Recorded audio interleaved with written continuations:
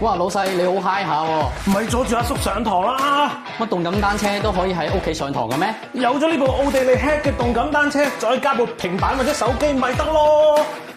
呢部專業級嘅動感單車，除咗外形夠晒 sharp 醒，最大嘅賣點就係佢嘅全密封後置飛輪，唔會好似一般動感單車咁俾啲汗滴到個飛輪生鏽，又唔使怕個飛輪夾親小朋友或者寵物。佢個飛輪有成20kg夠晒穩定，加埋頂級 Poly V 車用靜音皮帶，配合6粒強力磁鐵同埋13級嘅磁控靜音阻力，無論你踩得幾快幾激都依然靜過太空。你睇下佢呢個4把位扶手，無論坐喺度踩定係企喺度踩都得心應手，加埋呢個4向調節嘅座位同手把，無論係5尺定係7尺高都啱踩。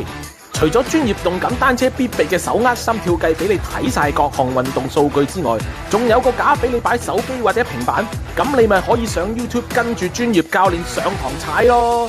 佢仲有個轆可以碌嚟碌去，又唔使插電，做完推返入房都冇問題。但係一部咁齊架撐，仲要奧地利 Head 品牌嘅動感單車，我哋呢啲打工仔又點買得起啊？我帶得你嚟拍片就梗係要做到人人都買得起㗎啦！而家呢部原價8000蚊嘅動感單車，3字頭就可以帶返屋企，仲包埋送貨安裝，又或者嚟我哋元朗、銅鑼灣、佐敦、沙田4間分店試車都得㗎。